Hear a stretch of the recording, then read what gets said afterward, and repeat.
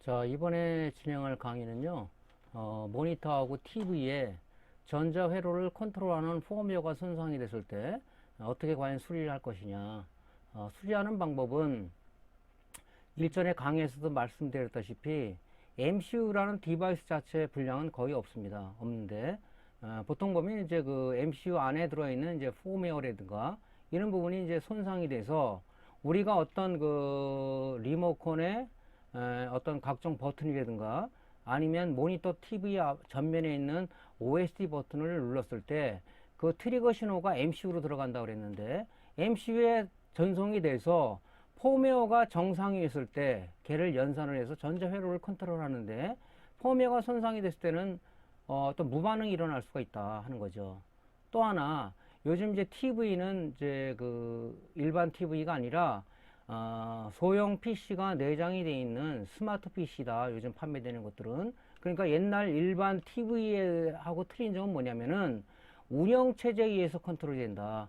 물론 운영체제는 데스크탑에 있는 뭐 우리가 윈도우 10이라는 운영체제가 아니라 TV 전용 TV 운영체제를 우리가 그 내장을 하고 있는데 일반 TV에서 없는 하나의 그 SSD라는 그 eMMC라는 메모리가 하나 들어가 있습니다. 그 안에 이제 TV 운영체제가 들어있어서, 우리가 이제 그 MCU하고, MC 펌웨어하고, 그 다음에 이제 그 eMMC 들어있는 운영체제하고, 그 다음에 메인칩하고 서로 교신을 하면서, 우리가 이제 그 동작을 이루어지게 되겠죠. 그래서 스마트 TV는 우리가 이제 컴퓨터도 우리가 데스크탑 PC에 보면은 본체 따로, 모니터 따로, 그 다음에 이렇게 돼 있잖아요. 요즘 나오는 이제 그 컴퓨터를 보면 올인원 PC라 그래갖고 모니터 하나에 뭐 메인보드가 내장돼 있어서 그런 거라고 똑같은 거라고 보시면 돼요. 동작 자체도 스마트 TV는 우리가 가정이나 아니면 사무실에서 쓰는 올인원 PC 동작하고 거의 같다. 그렇게 보시면 되는 겁니다. 그래서 스마트 TV나 아니면 모니터 쪽에 어떤 문제가 생겼을 때는 주로 나오는 분량들이 보면은 소프트웨어적인 측면으로 본다면 이 MMC에 들어있는 운영체제가 손상이 되거나 아니면 전자회로를 컨트롤하는 펌웨어 손상으로 인한 그런 소프트웨어 고장이 좀 주로 많이 있고요. 또 하나는 뭐냐면은 모니터든 아니면 TV 메인보드든 메인 스위칭 전원부에서 5V든 12V를 받아서 각종 소자가 그 운영할 수 있는 LDO 레귤레이터를 거치게 되죠. 그래서 그 LDO 레귤레이터에서 메인 스위칭부에서 받은 전원부에서 받은 12V 또는 5V를 최종 부하가 사용하기 위해서 LDO 레귤레이터에서 전압을 다운해서 우리가 이제 그 각종 소재에 전원을 공급하게 되어 있는데 그 LDO 레귤레이터가 의외적으로 분량이 많다. 분량이. 그래서 최종 소자가 3.3V를 필요로 하는데 레귤레이터 분량으로 인해서 3.3V가 아니라 3V가 공급되든가 2.8V가 공급된다 그러면은 그 소자는 우리가 이제 어떤 걔가 동작하는 어떤 기능을 상실해 버린다. 즉 적정 에너지를 공급해 줘야 되는데 거기서 에너지 차단이 되다 보니까 동작이 안 된다. 그런 분량들이 굉장히 많습니다. 그래서 오늘은 모니터 TV에 과연 그 eMMC에 들어있는 TV 같은 경우는 스마트 TV에 이 eMMC 메모리에 들어있는 운영체 손상이 됐을 때 과연 어떻게 우리가 할 것이냐. 또 모니터에서 우리가 이제 그 펌웨어가 불량이 났을 때는 어떻게 할 것이냐. 그럼 거기에 대해서 좀 알아보고요. 그 진행을 하는 방향으로 하겠습니다. 자, 여기 우리가 펌웨어 지금 읽기 쓰기 작업이라고 되어 있는데 지금 참 우리를 좀 우울하게 만드는 것이 뭐냐면 TV 또는 우리가 이제 모니터 쪽에 펌웨어 확보가 안 돼서 그 분량을 분명히 알고 있는데 수리가 안 되는 경우가 굉장히 많다. 즉 TV라든가 아니면 모니터 같은 경우는 펌웨어가 비공개예요. 그래서 홈페이지 들어가도 그거 안 올려져 있습니다. 물론 뭐 데스크탑의 메인보드라든가 노트북 메인보드는 바이오스를 우리가 구할 수가 있지만 그래서 이런 부분들이 모니터 TV를 수리하는 사람들의 펌웨어 분량이었을 때 이거를 알면서도 거기에 대한 우리가 펌웨어 각종 데이터가 없어서 수리 못하는 경우가 굉장히 많다. 이것이 이제 우리를 수리하는 사람들에게 우울하게 만드는 것 중에 하나입니다. 그래서 여러분들이 방법은 단 하나예요. 누구한테 의뢰도 잘 주지도 않고 그러다 보니까 중요한 것은 수리가 들어왔을 때 아니면 뭐 지인의 어떤 신규 구입한 뭐가 있을 때 그런 걸 통해서 ISP 지그를 통해서 우리가 이제 그 데이터 확보하는 것이 중요하다. 그래서 내 PC에 저장해 놨다가 동일 모델이 들어왔을 때 그런 부분들을 우리가 이제 그 확보해서 수리하는 것이 제일 어떤 그 수리의 지름길이 아닌가 이렇게 생각을 합니다. 저 같은 것도 없어도 원래 뭐 요구도 안 하지만은 요구해봤자 사실 주는 사람들이 이렇게 많지는 않습니다.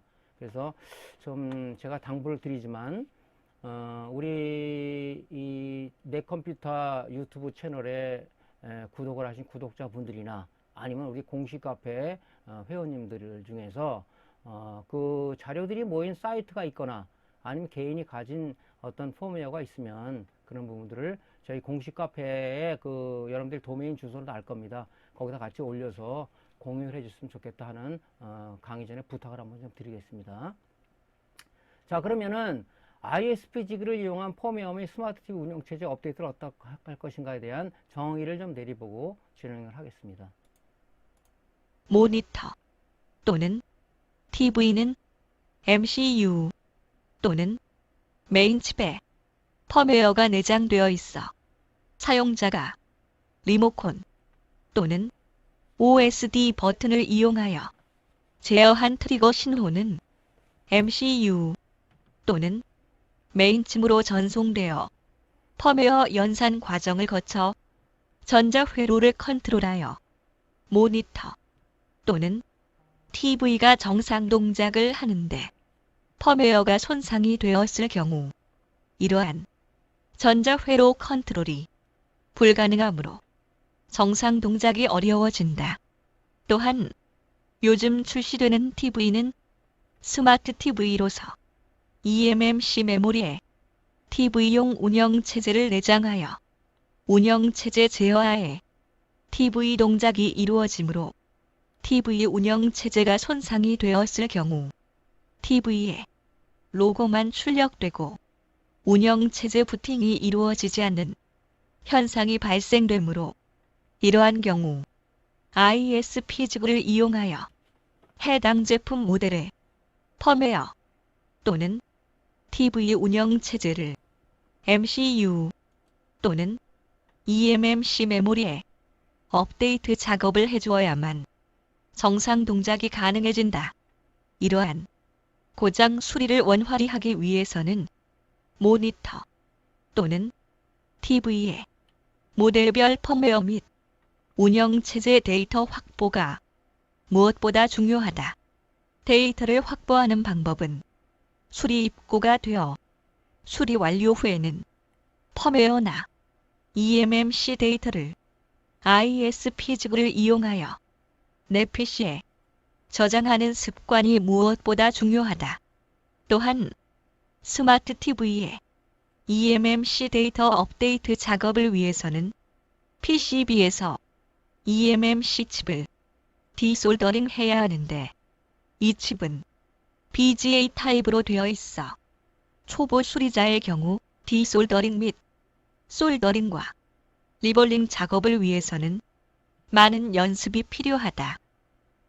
자, 요것이 이제 우리가 그 펌웨어 또는 스마트 TV 운영체제가 불량이 났을 경우 이제 해야 되는 그런 상황입니다. 그래서 중요한 사항들을 여기서 말씀을 드렸는데 한 가지 더 당부하고 싶은 것은 뭐냐면은 여러분들이 이제 그 TV는 뒤에서 좀 말씀을 드리겠지만은 요즘 이제 전자 소비자들이 전부 다 이제 그 경량화, 소형화 또는 원가 절감 또를 하기 위해서 전부 다 타입이 이제 여러 개 칩을 하나로 통합해서 소자가 만들어지는데 그 만들어지는 소자의 그 솔더링 방법이 BJT BJ 타입으로 돼 있어요. 그러니까 솔더볼로 이루어져서 그것을 이제 그 PCB 패턴에다가 표면 실장하는 상황으로 되어 있기 때문에 우리가 여태까지 했던 SMD 타입의 어떤 그런 거라든가 IMD 타입의 리드를 PCB에 삽입하는 그런 솔더링의 어떤 차원을 넘어선 그런 타입으로다가 많이 가고 있기 때문에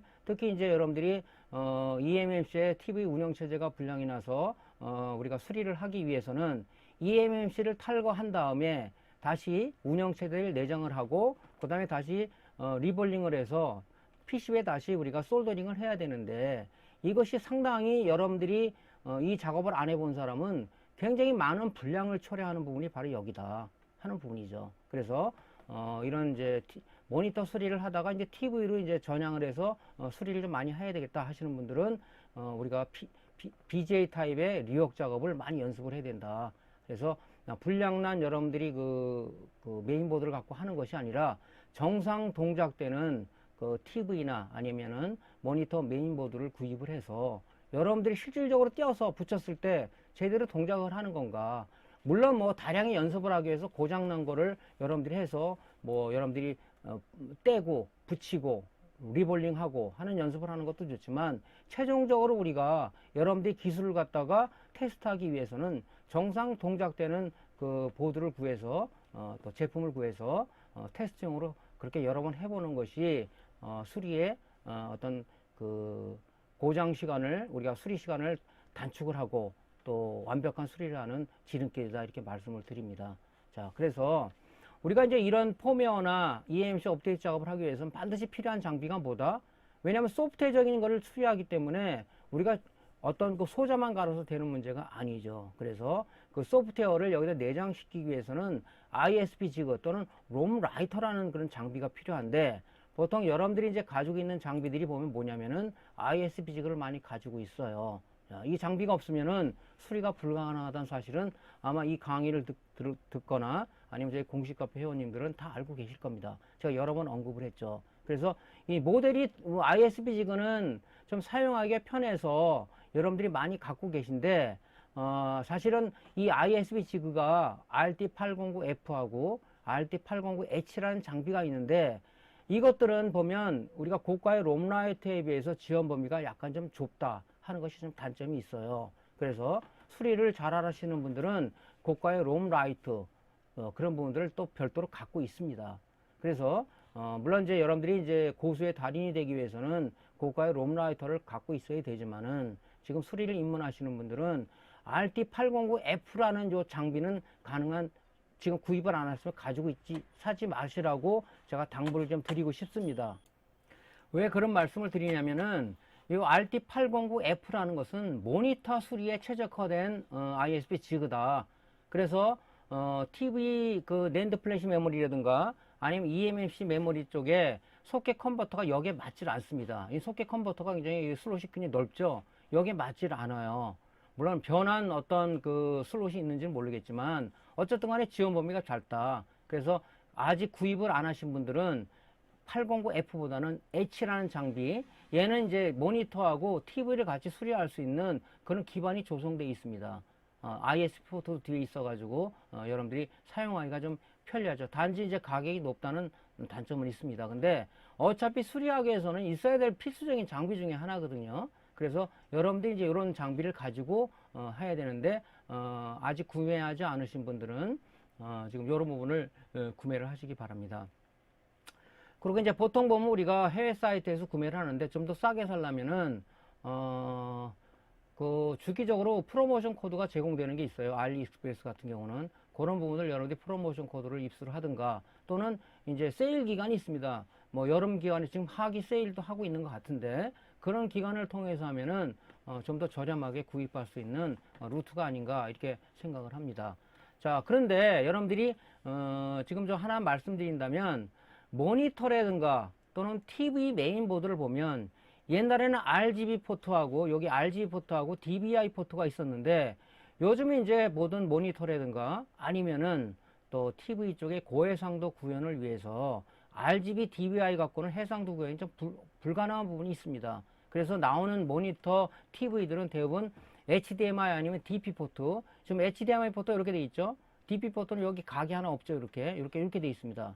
USB 포트 외부 어떤 그 장치를 넣어서 우리가 그 USB 쪽을 쓰기 위해서 이 USB 포트 주로 이렇게 많아요. 어떤 거는 HDMI 포트 하나만 있는 게 있고 어떤 건 DP 포트 하나만 있는 게 있습니다.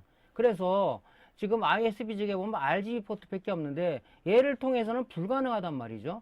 그래서 우리가 또 구매해야 될 게 뭐냐면은 이런 ISP 지구형 변환 케이블이 필요해요. RGB to HDMI 또는 RGB to USB 또는 RGB to 3핀 이런 그 ISP 변환 케이블이 필요하다. 그래서 여기 꽂아가지고 여기 HDMI 꽂는다든가 아니면 USB에 꽂는다든가 아니면 3핀 케이블에도 꽂는다든가 이런 식으로 해서 우리가 폼웨어 업그레이드 작업을 할 수가 있다는 거죠. 근데 단점은 뭐냐면은 이런 부분들이 어떤 특정 칩 이외에는 지원이 안 되는 단점이 있다. 그래서 제가 제일 아쉬운 점이 뭐냐면은 RT80H라는 이런 부분들이 이런 지금 현재 나오는 장비까지 커버해주는 그런 부분이 좀 있었으면 얼마나 좋을까 하는 생각인데 아마 그게 이거를 제작하고 제조하는 데서 좀 한계가 있는 모양입니다. 앞으로는 개선이 될지는 모르겠는데 그런 부분들 참조하셨으면 좋겠다. 저도 변환 캡을 했는데 안 되는 게 많더라고요.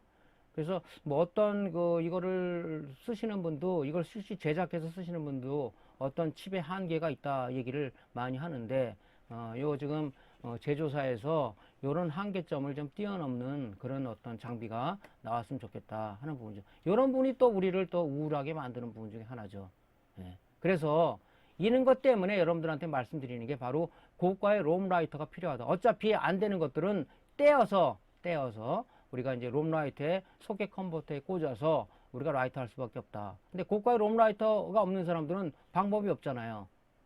방법이. 그러니까 고가의 롬 라이터도 우리가 이제 점차 최종적으로는 우리가 보유해야 될 그런 장비 중에 하나다. 근데 롬 라이터가 있더라도 이게 이제 메인 칩에 포함되어 있는 것들은 사실은 이 소켓 컨버터라는 게 나오질 않아요. 나오는지는 모르겠는데 설령 나오더라도 굉장히 이 리드 사이 다리가 촘촘한 그런 QFP 타입의 소자를 갖다가 여기다 삽입하는 것은 상당히 굉장히 좀 불가능한 일이라고 보여집니다. 어쨌든 간에 요런 이제 소프트웨어 업데이트를 하기 위해서는 요런 것들이 이제 우리한테는 필요하다 하는 얘기를 드리고요. 조금 전에 말씀드렸지만은 RT809F하고 H라는 장비의 단점은 바로 그거죠. 이런 지금 eMMC 메모리 소켓하고 낸드 플래시 메모리 소켓이 커요. 이런 지금 이런 소켓 자체가 여기 조그만 데는 이게 맞지는 않습니다. 이게 여기 들어가지가 않죠. 여기 넓은 쪽에 들어간단 말이죠.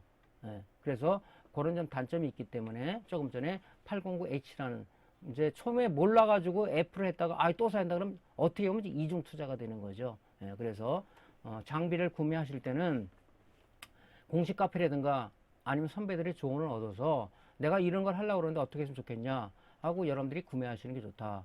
지금 저희 공식 카페에 봐더라도 뭐 하나 구입하려고 해도 제가 이걸 하려고 그러는데 괜찮습니까? 물어보시는 분들이 있어요. 참 합리적인 생각이죠. 그런 것들은.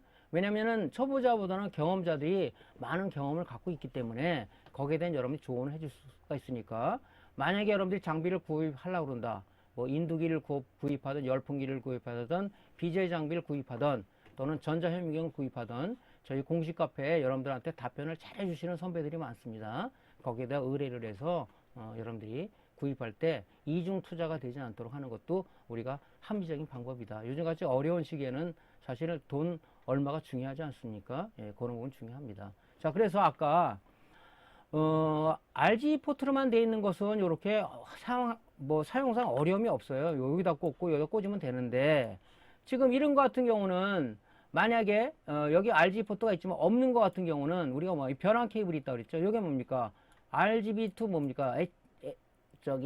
HDMI잖아요. 그러면 이걸 변환 케이블 써서 여기다 이렇게 꽂아서 ISP 읽으면 되는데 조금 전에 말씀드렸지만은 우리가 특정 칩 이외에는 지원 안 되는 것이 많다 이런 것이 있잖아요. 그러니까 지원 범위가 좁다 이렇게 말씀드릴 수가 있어요. 그러니까 여러분들이 이런 데이터를 잡으려 그러면은 막연하게 거기 강사분이 이거 뭐 지원 짧다 그런다. 그래서 되는 줄 알고 사는데 안 된다 이렇게 불만을 가질 수 있는데 제일 중요한 것은 여러분들이 그래서 수리를 좀 많이 진행을 해봐야 된다는 거죠. 진행을 해봤을 때 이런 단점이 있구나 하는 것을 우리가 피부로 느끼는 것도 굉장히 중요합니다. 중요해요. 그래서 여러분들이 이제 시간 날 때 여러분들이 이제 그런 부분들을 뭐 구글링을 하든가 그래서 그런 게 어떤 게 안 되더라 이런 데이터를 모으는 것도 좀 중요하겠죠. 자, 그래서 이런 식으로 할 수가 있다. 저도 해봤는데 되는 것도 있어요. 안 되는 것도 많습니다. 예. 그래서 그 칩들이 통합되어 있는 메인 칩에 통합되어 있는 칩들이 보통 보면 뭐 여러 개 많잖아요. 칩 제조사들이 그 특정 칩 제조사는 안 되는 것들이 많다. 그런 사실을 좀 알고 작업을 했으면 좋겠습니다. 자, 그러면 자 우리가 변환 케이블 쓸 때 내용을 잠깐 좀 살펴보겠습니다. TV 및 모니터의 펌웨어 업데이트 작업을 위하여 MCU 실장 상태에서 ISP-GIG, RGB 포트와 메인보드, RGB 포트를 RGB 케이블로 연결하여 작업을 진행하고 있으나 지금 출시되고 있는 모니터 또는 TV 제품의 경우 고해상도 전송을 위해 RGB 포트와 DVI 포트가 해상도 구현의 한계점이 있어 제품 생산 시 생략되고 고해상도 구현을 위한 HDMI 및 DP 포트로 대체되어 생산되고 있다. 이러한 제품의 펌웨어 손상 시 펌웨어 업데이트를 위해서는 RGB 케이블을 모니터나 TV 영상 포트에 연결이 불가능하므로 다양한 변환 케이블인 RGB to HDMI, RGB to USB, RGB to 3핀 케이블을 이용하여 모니터나 TV 영상 포트에 연결하여 펌웨어를 읽고 쓰기가 가능해졌다. 하지만 다양한 칩에 적용되지는 않는다. 적용이 안 될 경우 MCU를 탈거하여 수동으로 펌웨어 작업을 해야만 한다. 자, 요것이 이제 조금 전에 말씀드렸던 그런 이제 단점들이에요. 그래서 이제 안 됐을 때는 롬라이터, 고가의 롬라이터나 아니면은 여러분들이 갖고 있는 ISP 그쪽에 그 소켓 컨버터에 꽂아서 작업을 해야 되는데 아까 말한 ISP 지그는 고가의 롬라이터에 비해서 지원 범위가 좀 좁은 것도 있다. 물론 거의 가능을 해요. 근데 안 되는 것도 있다. 그런 사실을 좀 알고 있었으면 좋겠습니다. 자, 그 다음에 우리가 이제 그 모니터 쪽, 지금 이제 모니터 쪽을 얘기하는 건데, 모니터 쪽에 보면은 보통 이제 그 MCU가 구성되어 있는 것이 MCU 별도 소자로다가 구성되어 있는 메인보드냐, 아니면은 메인 칩에 같이 통합되어 있는 방식이냐, 그렇게 우리가 볼 수가 있어요. 근데 점차 계속 지금 보면 거의 MCU가 메인 칩에 여러분들이 스케일러라고 그러죠. 모니터에서는 스케일러에 통합되는 경우가 많다. 어떻게 구분하느냐? 우리가 이제 MCU 별개로 되어 있는 것은 보통 보면 EO라는 어떤 그 품번을 가지고 내장되어 있는 소자들이 있어요. 뭐 EO, 뭐 L, 뭐 이런 식으로 EO. 그 EO로 나가는 소자가 우리가 바로 뭐냐? 바로 MCU다 하는 거죠. 근데 여기서 찾아왔더니 EO로 나가는 것은 눈을 씻고 찾아와도 없다. 그 얘기는 뭐냐면은 조금 전에 말씀드렸지만은 요즘 이제 전자기기들의 이런 그 PCB들은 소형화, 경량화, 원가 절감 또는 생산성 향상을 위해서 여러 개 쓸 칩을 하나의 칩에 통합을 하면서 이렇게 뭐 QFP 타입으로 크게 간다든가 아니면 BGA 타입으로 갖고 있기 때문에 우리 이제 사용자들이, 초보 사용자들이 봤을 때는 MCU는 EO 모로 나갑니다. 이런 부분들의 어떤 생각을 깨버리는 그런 부분들을 가는 게 현재 전자기기의 발전 추세다. 이렇게 보시면 정확할 것 같습니다. 그래서 여러분들이 이제 뭐 모니터는 사실 보면 뜯어보면은 이 간단해요. 그죠? 일단은 뭐 SMPS, TV에서 상당히 간단하고 또 이 메인보드도 간단하고 또 이제 아답터 전원 입력용으로 쓰는 이런 모니터들은 또 이런 립스보드 타입보다 더 간단하죠. 상당히 간단합니다. 그래서 이제 모니터 수리하시는 분들이 이제 TV 쪽으로 수리를 가면서 어려워하는 부분들이 이런 어떤 립스보드, SMPS의 방식 자체도 틀리고 이 지금 메인보드, AD보드라고 얘기하는데 메인보드 쪽도 굉장히 범위가 넓습니다. 왜냐면 지원되는 범위가 넓다 보니까 당연히 보드도 커지고 들어가는 소자들도 많고 또 굉장히 여러분들이 봤을 때는 전원부도 좀 약간 스위칭 전원부를 좀 복잡하고 그래요. 그래서 이제 그런 부분들을 이제 가면서 좀 여러분들이 좀 헤매는 경우가 있다. 그래서 이렇게 특히 이제 이런 부분들이 초보자들이 봤을 때 MCU가 2호로 나가는 게 여기 왜 없지? 하고 의문을 퀘스천 마크를 가진 사람도 있지만 그런 부분들을 이제 여러분들이 여기 통합이 돼 있구나. 이 통합되어 있는 것을 여러분들이 우리가 MCU의 펌웨어를 업데이트를 어떻게 된다? 바로 ISP 지그를 이용해야 된다는 얘기죠. ISP 지그가 없다. 수리할 수가 없잖아요. 소프트웨어를 우리가 어떤 솔더링으로 해결할 수 있는 부분이 아니라 그 칩 안에 우리가 소프트웨어를 내장을 시켜야 되는데 그 수단이 바로 ISP 지그라는 얘기죠. 그래서 여러분들 이럴 때는 이제 해야 된다. 근데 이것이 이제 우리가 그 롬 라이터 또는 우리가 그 ISP 소켓 컨버터에 꽂으려면 이 메인 칩을 사실 이게 아마 소켓 컨버터 있긴 할 겁니다. 근데 설령 띈다 그래도 이렇게 사방으로 다리가 나와 있는 QFP 타입, 이런 걸 우리가 이제 QFP 타입이라고 얘기하죠. 이 FP 타입의 이런 소자들을 이런 소켓 컨버터에다 꽂는다는 자체가 지금 우리가 낸드 플래시 메모리 나 뒤에서 얘기하겠지만은 소켓 컨버터 꽂을 때도 접촉 불량이 나고 다리가 휘어지는 경우가 많은데 이렇게 굉장히 많은 뭐 128핀이라든가 이런 거를 여기다가 꽂는다는 자체가 사실은 이게 어려워요. 수리의 고수라고 해도 이런 것들이 좀 쉽지는 않을 겁니다. 그래서 지금 안 나오는 걸로 제가 알고 있는데 여러분들도 한번 이런 걸 찾아보세요. 그러면은 뭐 이런 것들을 우리가 쉽게 할 수 있지 않나 생각도 드는데 하여튼 어렵습니다. 이런 분들이. 자, 그래서 이제 추세가 옛날에 이렇게 나왔을 때는 우리가 좀 더 쉬웠는데 자꾸 이런 방향으로 가다 보니까 이제 수리 자체도 점점점 어떤 난이도가 올라가고 특히 전번에도 한번 제가 언급한 적이 있었는데 노트북을 한번 뜯어보면 옛날 거하고 지금 거 뜯어보면요. 노트북의 옛날 구형의 메인 PCB 그 메인보드가 지금 새로 나온 이제 울트라북이라고 하죠. 거기 보면은 메인보드 크기가 구형 노트북의 5분의 1 크기밖에 안 됩니다. 왜 그러냐? 왜 이렇게 작아졌냐? 바로 이런 것들을 이게 통합했기 때문에 즉 5개 쓸 걸 하나로 통합하고 10개 쓸 걸 하나 통합하다 보니까 그렇게 작아진 겁니다. 그러면서 뭡니까?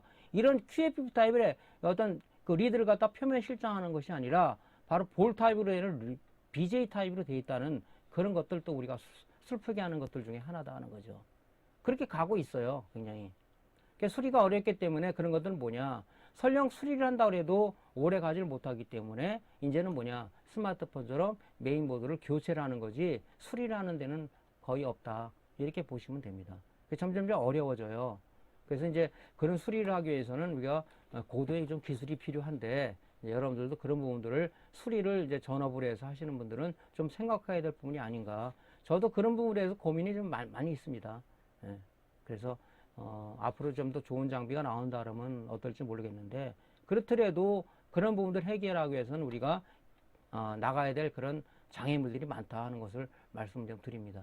자, 이런 부분들을 생각하세요. 이후 나가는 것이 없다 그러면 여기 통합이 됐다. 그리고 또 하나 언급해서 뒤에 EPROM을 이제 다음 강좌에는 EPROM을 얘기할 텐데 EPROM은 2, 4 모로 나갑니다. 삼성 같은 건 2, 4가 아니라 좀 다른 타입으로 나가는 경우도 있는데 그런 부분들은 또 여기 찾아보면 없어요. 어디다 여기 메인 칩에 통합되어 있는 겁니다. 그런 것도. 추세가 그래요. 추세가. 그러니까 옛날 사고방식을 갖고 수리하시는 분들이 접근하면은 못하잖아요. 옛날에 CRT 모니터 아날로그 방식 수리하는 사람들이 디지털로 변환되면서 수리 어려움을 겪는 것들이 거기에 어떤 생각 자체가 묻혀있기 때문에 해결이 안 되는 거죠. 그러니까 우리가 생각의 전환이 필요하다. 그런 부분들을 말씀드리는 겁니다. 자, 그래서 이제 이런 부분들을 우리가 이제 그 모니터 쪽에 펌웨어를 우리가 읽고 그 업데이트 작업이라고 하죠. 할 때 이제 그런 방법들 얘기를 했고 실질적으로 우리가 여기서 얘기를 해 봅시다. 자, 우리가 MCU를 실장 및 실장 상태에서 안 됐을 때는 뭡니까? 이 칩을 탈거를 해야 되겠죠. 탈거해서 이제 ISP 소켓 컨버터에 장착을 하고 이제 수리를 해야 되겠죠. 자, 그러면은 MCU를 실장 및 탈거 상태에서 우리가 펌웨어를 띄는 펌웨어를 우리가 그 적출하는 작업. 그러니까 아까 조금 전에 말씀드렸지만은 데이터가 없어가지고 누구한테 참 궁색하게 의뢰를 하는데 그 짜증난다, 스트레스 받는다 그러면 우리가 수리가 들어왔을 때나 아니면 지인의 모니터를 좀 빌려서 ISP직을 통해서 우리가 데이터 확보하는 작업이 중요하다 그랬죠. 그러면 수리가 들어왔어요. 그러면 저 같은 경우도 참 게을러서 이런 걸 안 하는데 좀 그런 부분들을 여러분들이 조금 인내심을 가지고 수리가 완료됐을 때는 반드시 여기 지금 내장되어 있는 ISP 직을 이용해서 MCU에 저장된 펌웨어를 내 PC에 저장하는 작업이 중요하다. 그것이 적출 작업입니다. 자, 그러면 MCU 실장 상태에서 이 탈거하지 않고 실장 상태에서 내 PC에 저장하는 방법에 대해서 동영상 리뷰를 한번 해보겠습니다. 자, 일단 뭐 우리가 이걸 사용하기 위해서는 우리가 ISP 지구와 본체 쪽에 ISP 프로그램과 통신하기 위해서는 통신 및 ISP에게 전원을 공급하기 위해서는 USB 포트를 ISP 지구와 PC USB 포트에 연결해야 되겠죠. 네. 연결하고 반드시 이 작업을 하기 위해서는 메인보드 쪽에 전원이 공급돼야 되죠. 왜? 전원이 공급하는데 할 수 있는 방법이 없잖아요. 전원 공급돼서 얘한테 MC 쪽에 전원이 인가돼야 이걸 뭐 뽑을 수 있는 게 나오는 거지 안 되잖아요. 자, 이렇게 연결을 하시고요. 자, 이제 우리가 ISP 프로그램을 엽니다. 프로그램을 연 거예요. 이때 이제 중요한 것은 뭐냐면은 실장 상태에서는 이게 지금 아이콘이 두 개가 있습니다. 스마트 아이덴티티라는 게 있고 오토 ISP가 있어요. 그래서 우리가 실장 상태에서는 오토 ISP 버튼을 누르는 거예요. 스마트 아이덴티티는 뭐냐면은 MCU를 탈거했을 때 이걸 누르는 거고 우리가 실장 상태에서 펌웨어를 적출할 때는 오토 ISP를 누른다. 그것만 생각하고 있으면 될 것 같습니다. 자, 누르게 되면 자동으로 인식해요. 자동으로. 이 지금 칩은 뭐냐면 노바텍 MCU죠. 예. 거기 있는 내용을 이제 우리가 그 펌웨어를 끄집어내는 작업을 하는 거죠. 자, 여기서 나온다 미드 아이콘을 누르는 거죠. 그러면 지금 내장되어 있는 그 MCU에서 펌웨어를 읽는 거죠. 리드 아이콘을 누르는 거죠.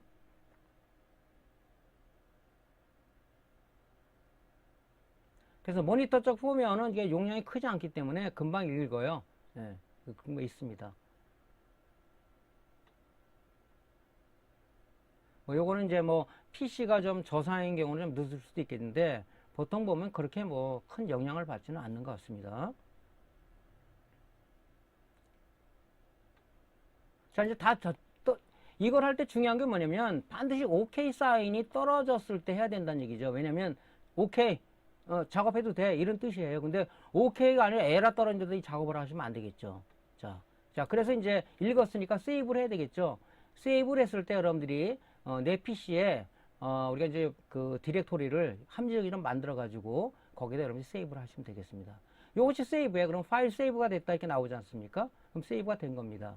그래서 요 작업을 여러분들이 좀 수리가 완료되고 또 여러분 필요했을 때는 여러분들이 이제 요렇게 수시로 내 PC에 저장하는 작업을 해야 된다. 요게 지금 저장이 됐잖아요. 요렇게. 자, 그 다음에 뭡니까? 이제 또 중요한 건 이것이 안 돼서 탈거해서 해야 될 때가 있어요. 그 MC를 탈거한 상태에서 하는 거죠. 그러면 여러분들이 이제 메인보드에서 탈거했지 않습니까? 소켓 컨버터에도 꽂을 때 중요한 것은 또 하나가 뭐냐? 요 1번 방향이 여기 1번 방향하고 일치를 해야 돼요. 일치를. 예. 요 위치가 중요합니다. 여기 1번 방향이죠. 여기가 여기 1번 방향. 자, 여기 보면 여기가 이제 1번 방향이 되어 있잖아요. 여기 콤이. 여기가 1번입니다. 그러니까 여기도 1번이 이쪽으로 향하게 해야 되겠죠. 예. 그러니까 이거를 거꾸로 껴가지고 오류가 나요. 그러니까 항상 우리가 ISP의 소켓 컨버터 쓸 때는 이 소자 쪽에 1번 핀, 점이 찍힌 부분과 ISP직의 1번 방향을 우리가 반드시 일치를 시켜서 해야 된다. 그게 제일 중요한 거겠죠, 그게. 이것도 마찬가지죠. 하고 이제 ISP직 쪽에 USB 케이블을 PC 본체 쪽에 USB 포트에 연결을 하는 거죠. 연결을 하고 이제 통신 관계 또는 전원을 공급을 받고 이제 프로그램을 열어서 하는 작업은 아까 동일한 작업을 하는 거죠.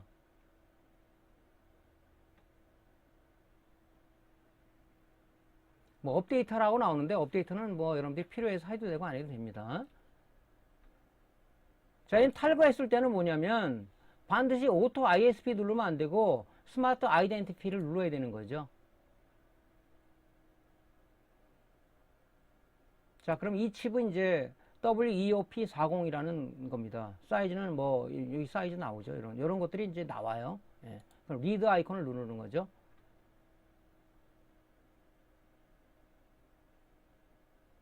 자, OK 사인이 떨어졌습니다. 그죠? 예, 다 읽었어요. 정상적으로 읽었다. 어떤 분이 버퍼를 열어서 데이터가 제대로 들어갔나 또 보시는 분도 있는데 필요하시면 하세요. 근데 굳이 뭐 거기까지 할 필요는 없을 것 같아요. 자, 이제 세이브 버튼을 눌러 세이브를 해야 되겠죠? 그래서 여러분들이 적당한 디렉토리에다가 세이브를 해서 넣는 겁니다.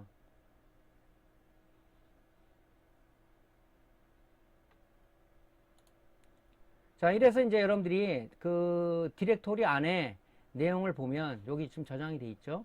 이 이제 그 펌웨어 이름은 여러분들이 모니터 모델을 적는다든가 그런 식으로 해서 되고, 요거는 여러분들이 이제 제일 중요한 건 디렉토리를 만들어서 TV형 디렉토리를 만들고, 그 다음에 안에 들어가서 이제 모니터 모델에 대한 걸 그 폴더를 하나 만들어서 거기에 이제 이런 걸 저장을 하면 되겠죠.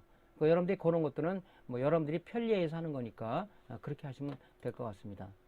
자, 요것이 이제 MCU를 실장 및 탈거 상태에서 펌웨어를 내 PC에 적출해서 저장하는 방법이죠.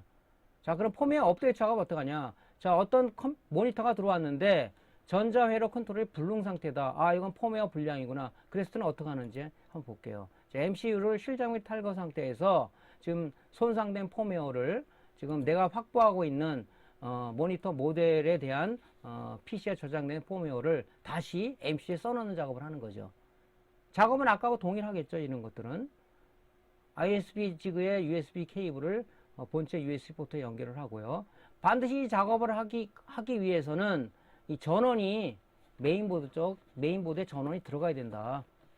립스보드 타입이다 그러면 여기다 220V 인가하면 되는 거고, 아답터 타입이다 그러면 여기 메인보드에 아답터 전원을 연결하면 되겠죠.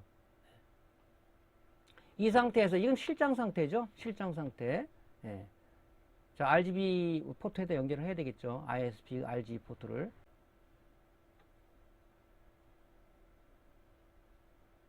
작업 방법은 아까 똑같은 거죠. 오토 ISP 직을 누르면 자동적으로 우리가 MCU 품번을 인식을 한다. 리드를 눌러서 우리가 하고, 그다음에 세이브를 눌러서 저장을 하시면 되겠죠.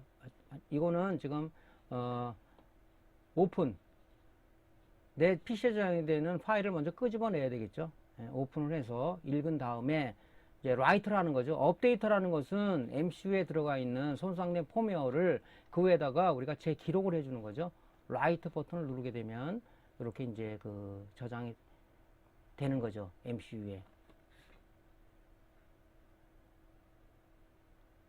항상 OK 사인이 떨어지나를 여러분들이 반드시 확인을 해야 된다는 거죠.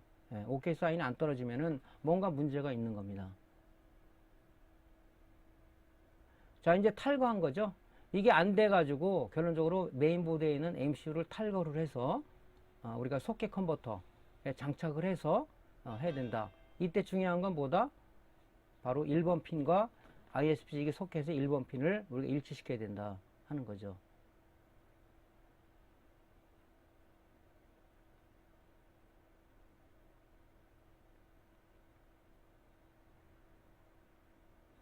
EOX 모로 나가는 거죠, 이게. 예, 그래서 그런 식으로 작업을 해서 탈거했을 때는 ISP 프로그래머 쪽에서 오토 ISP가 아니라 스마트 아이덴티티를 눌러서, 아이콘을 눌러서 우리가 이제 품번을 선택해야 되겠죠. 스마트 아이덴티티 누르면 자동으로 품번이 선택되는 경우도 있고, 그러지 않을 때는 우리가 그 제조사의 그 품번을 선택해야 하는 경우도 있습니다. 업데이트는 안 해도 되고요. 스마트 아이덴티티를 누르는 거죠. 그럼 윈본드죠, 이게 윈본드. 선택을 해. 품번을 여러분들 알고 있으니까 품번을 선택을 하는 거죠. 자, 오픈을 눌러야 되겠죠. 내가 가지고 있는 이 해당 제품에 대한 펌웨어를 일단 읽어 드려야 되겠죠. 자, 그 다음에 뭡니까? 이레이즈를 해도 되고 안 해도 되는데 그냥 라이트해도 상관이 없습니다. 그래서 라이트 버튼을 눌러서 라이트를 하게 되면 이제 손상된 펌웨어 위에 내가 가지고 있는 정상적인 펌웨어가 업데이트가 되는 거죠.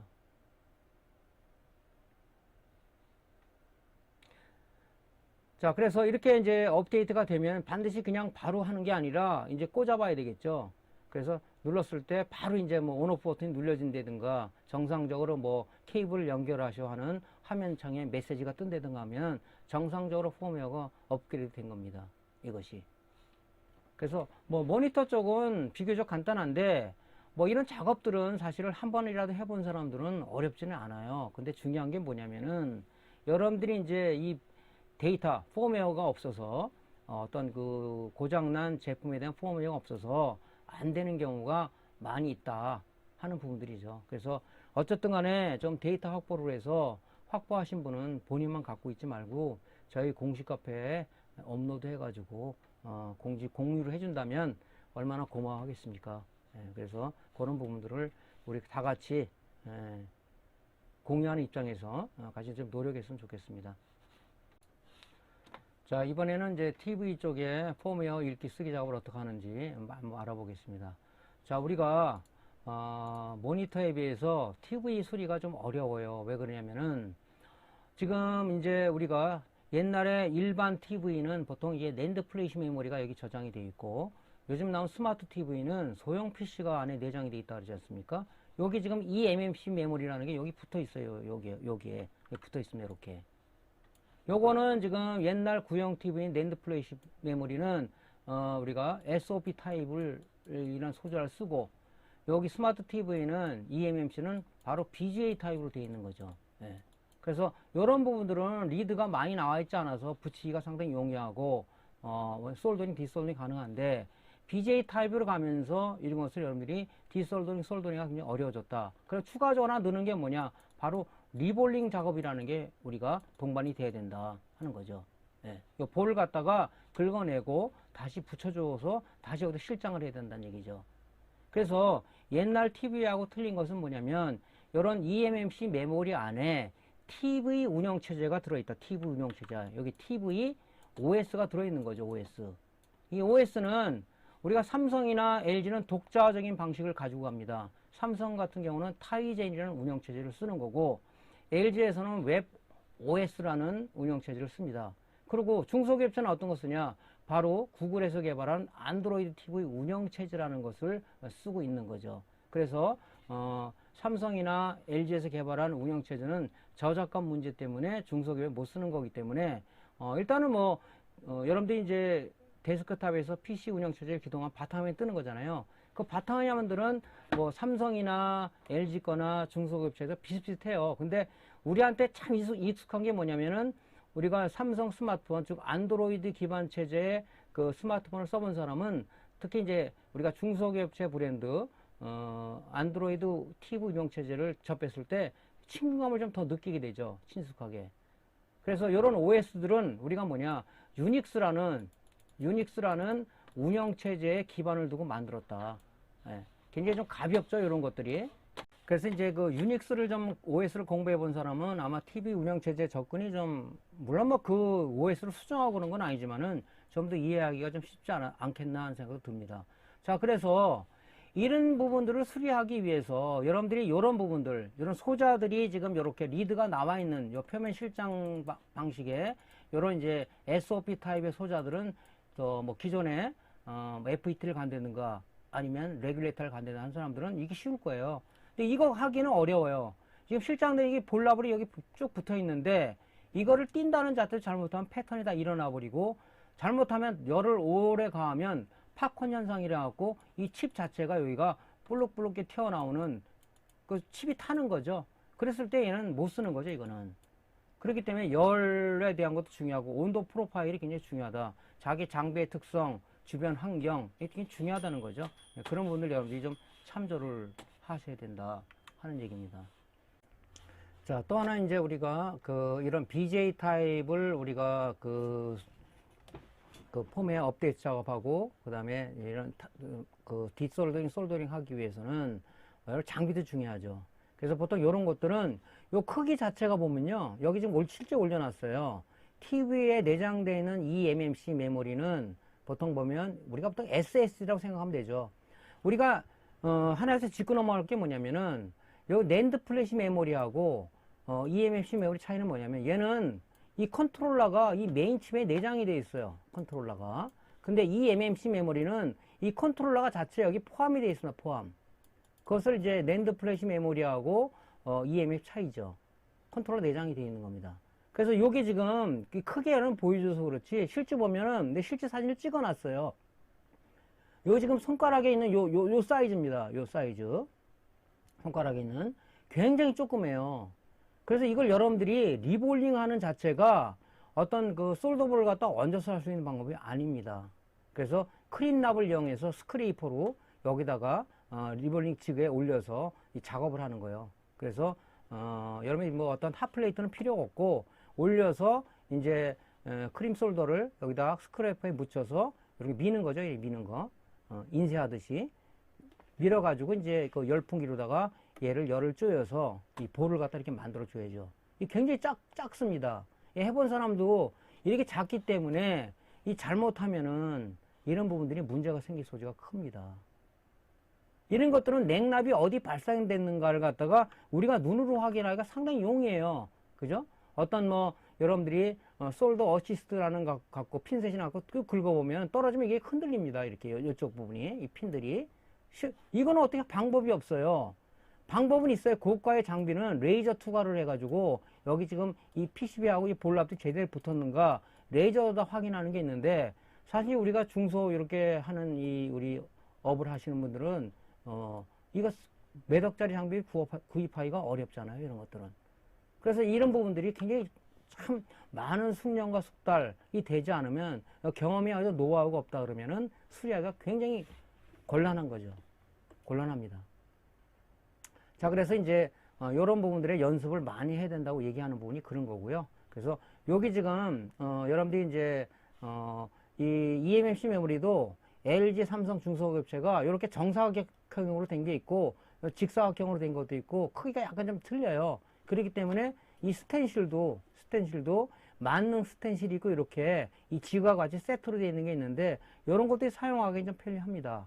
만능 스텐실 같은 경우는 여러분들이 여러 가지 타입이 있는데 그런 거를 뭐 여러분들이 한번 해외 사이트 조회를 해서 그런 식으로 구매를 하는 게 좋을 것 같아요. 그래서 이 연습들을 사전에 좀 많이 해봐야 돼요. 처음에 다량으로 연습할 때는 고장난 것들 있지 않습니까? 고장난 것들을 좀 구매를 하다가 붙여서 띄고 붙이기도 하고 리볼링도 해보고 그런 작업을 이제 많이 해봐야 요게 숙달이 되면 이제 여러분들이 어디에 또 적용이 되냐면 요즘 나온 울트라북에 보면 이런 칩들이 요렇게 굉장히 조그맣게 돼 있어요. 그런 걸 떼어서 연습을 하고 또 제일 연습하기 좋은 게 그래픽 카드에 보면 비디오 메모리도 요렇게 생겼는데 요거보다 작죠. 그런 걸 갖다가 요런 이제 스텐실 이용해서 리볼링도 해보고 또 메모리 같은 거 뭐 1기가짜리는 비싸지 않잖아요. 그걸 떼어가지고 붙여서 제대로 동작되는 데 보고 그래서 맨 처음에 했더니 분량이 안 돼. 그럼 아직도 실력이 모자르다 생각을 하고 열어서 나중에 여러 번 연습해서 되니까 요건 요렇게 하면 되겠구나. 동작이 됐을 때 여러분들의 실력이 향상되는 거겠죠. 그래서 굉장히 어렵습니다. 이게 말로 하는 것도 사실 좀 어렵고 실제 여러분들이 이런 게 분량이 접했을 때 하는 방법 자체가 결코 쉬운 건 아니다. 중요한 건 뭐다? 바로 많은 연습과 나름대로의 경험치 노하우가 여러분들 머릿속에 빅데이터로 우리가 담아줘야 된다 하는 것이 제일 중요한 상황입니다. 그래서 TV가 이제 만약에 뭐 여러분들이 폼웨어 같은 건 이제 알잖아요. 근데 스마트 TV 같은 경우는 여기 운영체제가 내장이 되어 있기 때문에 딱 전원을 눌렸더니 뭐 삼성, 소니 로고만 나오고 계속 재부팅이 된다.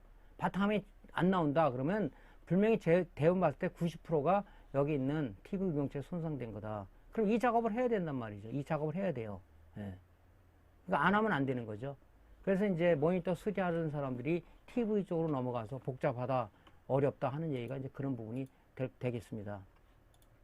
자, 그러면 아까 우리가 모니터 쪽에 했던 그런 폼의 업데이트 작업에 비해서 우리가 이제 낸드 플래시 메모리라든가 아니 eMMC 메모리를 갖다가 우리가 업데이트 작업을 하기 위해서 또는 리드 라이트 작업을 하기 위해서는 반드시 속계 컨버터가 필요해요. 속계 컨버터가 필요합니다. 근데 이것이 구매할 때 따라오지는 않습니다. 거의 개별로 사야 돼요. 가격은 좀 그렇게 싸지는 않습니다. 이런 좀 eMMC의 소켓 컨버터는 좀 비싸요. 그래서 여러분들이 이런 것들은 어떤 해외 사이트에 좀 잘 비교 분석을 해서 해외 사이트 구매할 때 제일 중요한 포인트가 뭐냐면은 일단 셀러의 평가, 그 다음에 그 고객들의 어떤 후기 이런 부분들을 좀 잘 읽고 구매를 하시는 게 좋을 것 같고 세일 기간 또 프로모션 코드가 주기 전에 나오니까 받아서 그거 갖고 적용을 한다든가 이런 식으로 해서 구매하는 게 좀 좋을 것 같습니다. 그래서 아까 얘기했지만 아직 구매를 안 한 사람들 구매를 했더라도 어차피 이걸 있어야 수리를 하니까 809H라는 장비를 구매를 하라는 얘기를 제가 추가적으로 말씀을 드립니다. 우리가 이제 칩을 탈거하는 게 요 낸드 플래시 메모리, SOP 타입이라고 그러죠. SOP 타입은 좀 쉬워요. eMMC는 좀 우리가 띄기가 굉장히 어렵죠.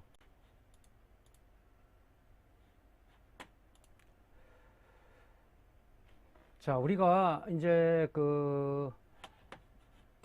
TV 쪽에 펌웨어 업데이트를 하기 위해서는 이렇게 칩이 실장 상태에서 우리가 했어요. 근데 이제 우리가 이제 낸드 플래시 메모리 SOP 타입 같은 경우는 그나마 좀 초보자도 접근하는데, 이렇게 BJ 타입으로 되어 있는 것들은 여러분들이 디솔더링, 솔더링 하다가 굉장히 많은 분량을 처리하는 부분이 바로 이런 BJ 타입들입니다.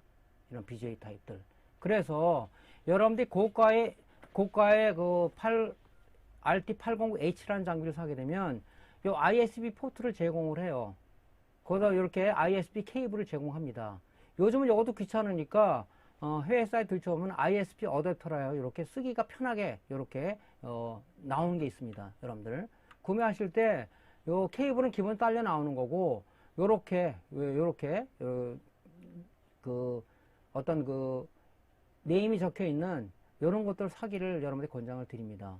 자, 그러면은 우리가 이제 eMMC를 우리가 하기 위해서는 여태까지 띄고 작업을 했는데, 실장 상태에서는 어떻게 하냐? 바로 여기 ISP 포트에 ISP 어댑터나 케이블을 연결해 가지고, 지금 우리가 이걸 할 때 제일 중요한 게 뭐냐면은, 만약에 KLM EG1H3 H3F라는 칩이다 그러면 데이터 시트를 검색하게 되면 여기에 지금 이 포인트들이 나옵니다. 포인트들이 나오죠. 여기 이런 거, 이런 부분들의 그 회로를 정확하게 알고 있어야 여기다 이 선을 갖다 납땜을 하는 거죠. 납땜을 여기다 납땜을 하는 거예요. 요 구조를 보고 납땜을 해가지고 우리가 어떻게 합니까? 바로 ISP 지그 프로그램을 띄워서 이렇게 라이트를 할 수 있습니다. 라이트를. 여기 지금 이렇게 붙어 있는 걸 띄는 것도 어렵지만은 여러분들이 붙이는 것도 어렵다고 얘기했었죠. 그러면 실장 상태에서 어떻게 하냐? 바로 이제 뭐냐면 그 JTAG 방식으로다가 경계 스캔이라고 보통 얘기를 하는데, 이런 부분들을 하는 겁니다. 왜 이게 어떻게 나왔냐? 이게 나오게 된 동기가 뭐냐면은 우리가 칩이 너무 조그마다 보니까 확인할 방법이 없어요. 그래서 회로에 이런 선들을 연결해서 어떤 장비로다가 정상 동작되는지를 확인하기 위해서 이 JTAG라는 방식을 쓰고 있다. 근데 여러분들이 이거 하려고 그러면 저도 모르는 부분이 많아요. 그래서 여러분들은 자료들을 검색을 해서 어떤 모델에 대해서 그 위치가 어딘지, 아니면 데이터 시트를 보고 여러분들이 이제 이런 부분들이 어느 부분에 접해 있는지, 그라운드는 알 거고, 클락, CMD, DO, VCQ라는 것이 어딘 거냐? 그러면 여기 데이터 시트에 보면 쭉 나오죠. 그걸 갖고 우리가 천상 할 수 있는 방법은 뭐냐? 여기서 회로를 찾아야 돼. 찍어가지고 찾아야 됩니다. 그죠? 네, 이런 분들. 네, 그래서 이런 방식도 있다. 그러니까 요거는 고수들도 잘 뭐 안 하는 방식이고 한데, 이런 JTAG 방식에 대해서 좀 더 합리적으로 할 수 있는 방법이, 좋은 방법이 있으면은 여러분이 공유를 좀 같이 해줬으면 좀 좋겠습니다. 자, 이런 방식도 있다. 그래서 특히 이런 부분들은 사실 안 떼고 하는 것이 제일 좋겠죠. 좋겠죠. 예. 근데 저도 한번 다른 특정 모델 해보니까 제가 잘못해서 그런지 안 되더라고요. 다시 한번 시도를 하고 있는데, 그런 부분들을 여러분들이 이런 데이터 시트를 정확하게 해서 그 위치 어딘가 하는 부분들을 좀 여러분들이 좀 연습을 좀 해야 될 것 같아요. 그러니까 이런 자료들이 좀 그 유튜브나 인터넷상에 많이 올라왔으면 좋겠는데, 거의 비공개 상황으로 많이 되어 있습니다. 이런 것들이. 예, 그런 부분들도 참 수리하는 사람들을 좀 우울하게 만드는 거고, 또 서로 이런 부분들을 알려줄 수 있는 그런 채널도 좀 많이 있으면 좋겠는데 없다시피 하고, 그런 부분들이 좀 안타까운 부분들이죠. 예, 그래서 이런 방법도 있다는 것을 여러분 참조해 가지고 좀 여러분들이 공부를 좀 하셔야 될 것 같습니다. 자, TV 쪽의 메인보드를 보면요, 마찬가지로 이렇게 2.5모로 나가는 게 있고요. MCU가 별도로 지금 구형 일반 TV들은 MCU가 별도로 이렇게 구성이 돼 있어요. 이렇게. 근데 신형 같은 경우는 2.5X 나가는 게 없습니다. 이 메인 칩에 통합이 되어 있는 거거든요. 여기 MCU가 통합되어 있는 겁니다. 그래서 TV는 아까처럼 모니터보다 구조들이 좀 복잡해요. SMPS도 우리가 스탠바이 방식이기 때문에 PFC하고 RC 회로가 따로 있기 때문에 복잡해요. 굉장히 구조가. 그래서 상당히 높은 전력을 암페어를 필요하기 때문에 PFC하고 공진 회로죠. RC 회로가 내장되어 있기 때문에 메인보드에서도 스위칭 회로가 하나 더 있다. 메인보드에서 스위칭 회로가 메인 스위칭 회로가 넘겨와서 이제 스탠바이 방식에서 이제 메인 스위칭 회로를 건드려서 PFC, RC 회로가 동작을 해서 메인 전압 12V, 24V가 구현되는 걸 쓰고 있다. 이게 복잡하기 때문에 TV보다가 이런 모니터보다 TV를 보시면은 굉장히 복잡함을 느낍니다. 또 복잡해요. 또 메인보드도 있고 또 T컴보드라는 게 이게 따로 빠져나와 있어서 굉장히 복잡하게 되어 있습니다. 그런 게 뭐냐, 고해상도 구현이라든가 웹에서 지원되는 사항들이 굉장히 많습니다. 또 스마트 TV는 안에 소형 PC가 내장이 되어 있다 보니까 더 복잡해지죠.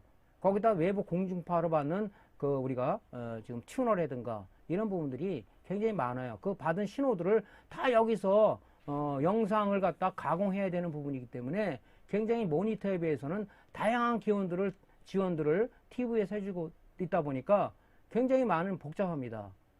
그래서 사실 또 원리를 알고 보면 뭐 복잡한 것보다도 주로 불량 나는 부분이 수리를 하다 보면 어느 부분이 불량이 많이 나온다 하는 부분들 여러분들도 알 수 있을 거예요. 자, 하여튼 이렇게 가면 갈수록 또 난이도가 올라가고 좀 어렵습니다. 그런 분들은 여러분들이 감안을 좀 하셔야, 또 인내심을 가져야 이런 것들을 할 수 있지 않겠냐. 자꾸 시간 날 때 여러분들이 실제 동작되는 거, 이거는 여러분들이 이렇게 하나 만들려고 그랬죠. TV 큰 거 갖다 놓고 이렇게 해야 여러분들이 자리도 좁을 것 같고, 이렇게 하나 정상 동작되는 이런 직을 하나 만들어 가지고 여러분들이 거기다 놓고 이렇게 공부를 하시면은, 찍어도 보고 이렇게 해보시면은 좋을 것 같아요. 어느 정도 여러분들이 레벨에 올라가기 전까지는 이렇게 어떻게 하면 좀 쉽게 좀 여러분들이 연습할 수 있는 교보제 같은 걸 만드냐, 게 더 중요할 것 같습니다. 여러분들한테는. 자, 그러면은 우리가 낸드 플래시 메모리의 데이터가 손상이 되거나 또는 eMMC 메모리 쪽에 데이터가 손상이 됐을 때 우리가 어떻게 업데이트 작업을 할 것이냐와, 그 다음에 아까처럼 우리가 데이터 확보하는 게 중요하다. 수리를 완료한 후에 우리가 정상 동작되는 그 TV에서 어떻게 데이터를 확보할 것이냐에 대해서 한번 우리가 동영상으로 알아보도록 하겠습니다. 자, 그러면은 낸드 플래시 메모리 데이터 추출 및 내 PC의 저장 작업에 대해서 한번 좀 알아보도록 하겠습니다. 낸드 플래시 메모리는 소자 타입이 SOP 타입, 즉 리드가 양쪽으로 뻗은 형식의 그런 우리 소자를 얘기하는 거겠죠. 그래서 이런 부분들은 어떻게 먼저 우리가 탈거를 해야 되겠죠. 탈거한 다음에 그 다음에 리드에 붙어 있는 잔납을 갖다가 좀 우리가 소켓 컨버터에 접촉 불량이 되지 않도록 잘 디솔더링하고 장착을 해서 IS 프로그래머를 통해서 여기에 저장되어 있는 데이터를 내 PC에 저장하는 작업이다. 그 다음에 뭡니까? 저장 다 했으면은 우리가 뭡니까? 여기다 붙이는 작업을 해야 되겠죠. 예, 그런 거에 대한 동영상 리뷰입니다. 자, 내용을 한번 보겠습니다. 자, 이것이 요즘은 이런 전자 소자들이 솔더링 할 때 옛날에는 무연납을 썼는데, 유연납을 썼는데 요즘은 거의 무연납을 써요. 무연납과 유연납 차이를 말씀드렸죠. 유연납은 납성분을 주로 우리 가지고 있는 거고, 유연납은 납에다가 주석 성분이 들어가 있습니다. 그렇기 때문에 유연납에 비해서 무연납은 융점이 40도에서 50도 높다. 잘 안 떨어집니다. 이게 안 떨어지는 원인이 제품이 또 2, 3년 지나게 되게 되면 이 납들이 산화가 돼요. 산화가 된다는 자체는 띄기도 어려워요. 그래서 우리가 어디에 도움을 받냐? 바로 젤프락스의 도움을 받습니다. 젤프락스는 납이 잘 뭉치게 하는 성분도 있지만은 또 잘 떨어지게 하는 그런 성분도 있단 말이죠. 그래서 만능이라고 보시면 됩니다. 만능. 근데 우리가 젤프락스 두 가지가 있죠. 우리가 이제 액상 타입이냐, 젤 타입이냐. 액상 타입은 좀 효과가 떨어지는데 이런 젤 타입의 성능이 좋아요. 그래서 젤프락스도 좀 브랜드 있는 제품을 쓰기를 원한다. 여러분들한테 얘기한 적이 있습니다. 자, 그걸 우리가 잘 디솔딩 하기 위해서 여러분들이 여기다가 리드에다가 젤프락스를 좀 도포를 해 주시는 게 좋아요. 많이 도포하게 되면 나중에 세척할 때 좀 약간 좀 그런 부분이 있으니까 항상 적당량을 발라주는 게 좋겠죠. 자, 그 다음에 이제 열풍기로다가 여러분들이 보통 무연납은 보통 250대 300도씨 열풍기 온도를 가지고 해야 돼요. 그리고 더 이상 가하게 되면은 아무래도 좀 안 좋겠죠. 예. 이게 잘 안 떨어진다 그러면은 하나 또 방법은 뭐냐면은 여기다가 납이 있죠. 실납을 갖다가 인두기를 이용해서 리드에다 충분히 묻혀 놓은 다음에 또 열풍기를 띄면 잘 떨어집니다. 그래서 떨어질 때 여러분들이 핀셋 갖고 하시는 분도 있는데, 물론 뭐 핀셋 갖고 이래 드러내도 돼요. 보다는 여러분들이 이 바큐펜 있죠? 바큐펜을 이용해서 드러내면은 또 좋습니다. 박균편은 이게 실리콘 고무이기 때문에 350도 열을 견디는 게 돼 있죠. 그래서 아무래도 리드 손상 없이 뛰는 것이 좀 좋겠죠. 예. 안 떨어질 때는 납을 갖다 이렇게 여기다가 도포로 해서 하면 잘 떨어집니다. 이렇게. 예. 자, 이렇게 했으면 이제 어떻게 해야 되겠습니까? 요즘 리드가 굉장히 가느다라 간격이 좁아요. 예. 나중에 이제 붙일 걸 감안해서 근데 PCB 쪽에 이제 붙여야 되잖아요. 예, 추출하고 나서는 그 PCB의 잔납을 우리가 이제 제거를 해줘야 되겠죠. 제거를 할 때 중요한 우리가 또 이런 부품들은 뭐다? 예, 솔더 위기죠. 납 흡착 심지라고 얘기하는데 이런 걸 통해서 여러분 해야 돼요. 이렇게. 이 납은 지금 오래된 납이기 때문에 여기다 그냥 붙이실 수도 없지만은 싹 제거하시는 게 좋습니다. 그리고 여기서 하나 팁을 드린다면 솔더기 쓸 때 보통 여러분들이 어떻게 하시냐면은 솔더를 갖고 이렇게 여기다 놓고 이런 밑으로다가 막 아래 위로 이렇게 왔다 갔다 하는 사람이 있어요. 그거는 여기 보면 소자들이 핀이 이게 떨어질 확률이 높아요. 이거보다는 이 방법보다는 솔더기 작업할 때는 이렇게 좌우로다가 살살살 이렇게 하는 것이 중요합니다. 그렇죠. 위로 이렇게 아래 위로 하는 사람인데 그러면 이게 패턴이 얇기 때문에 끊어지거나 아니면 패턴이 일어나 버려요. 이게 중요합니다. 하다 보면 요령이 생기는데 높아지면서 한 말씀드렸습니다. 자, 저런 식으로요. 예. 한 방향으로 하든가 좌우로 하든가 패턴이 얇기 때문에 잘못하면 패턴이 끊기거나 아니면 일어나 버려요. 할 때 항상 중요한 것은 젤 프락선을 아끼지 말고 충분히 도포한 상황에서 여러분들이 해주시는 게 좋다.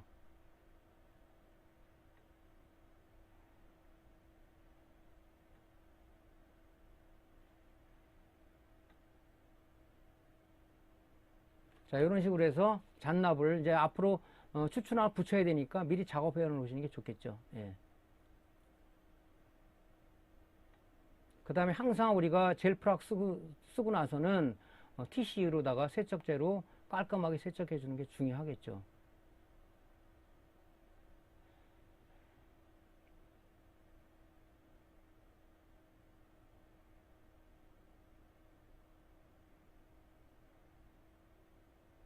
이 지금 메인보드는 실제 동작되는 거예요. 동작되는 거. 예.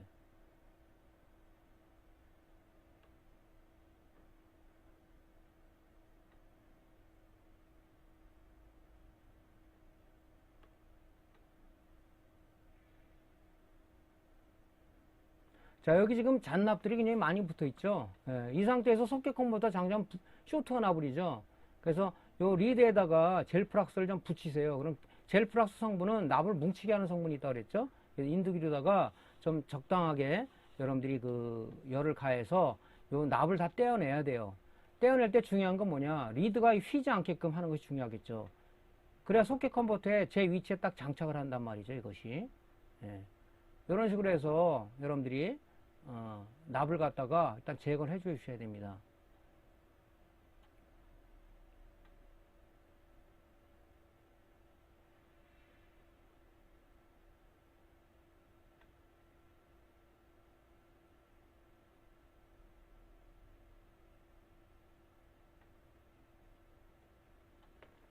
항상 제거한다면은 좀 일단 젤프락스가 많이 붙어 있으면은 속개 컨버터에 장착할 때 그 위치하고 이렇게 좀 아무래도 좀 불량이 나요. 깔끔하게 세척해서 해주시는 게 좋겠죠.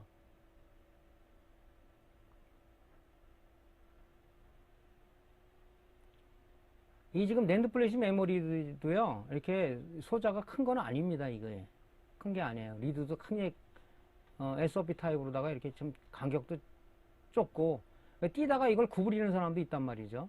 예.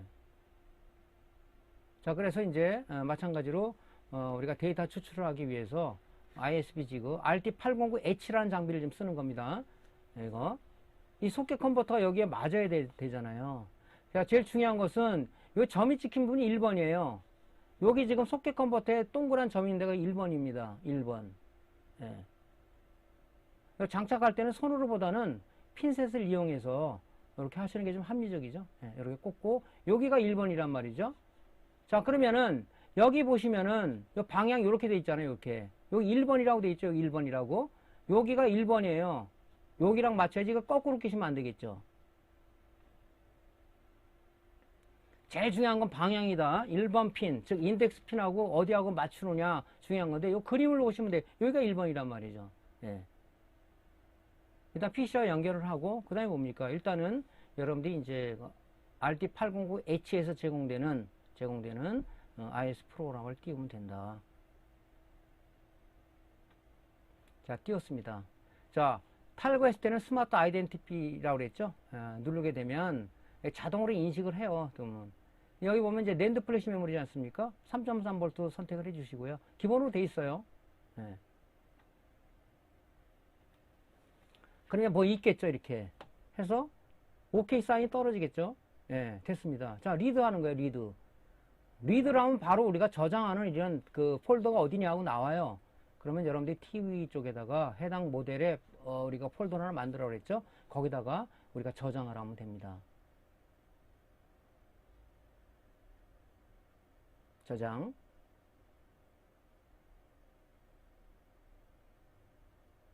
그렇게 되면 뭐 낸드 플래시 메모리든지 오래 데이터 라이트 하는데 오래 걸리진 않아요. 지금 라이트하고 저 세이브 하고 있죠, 파일을. 네.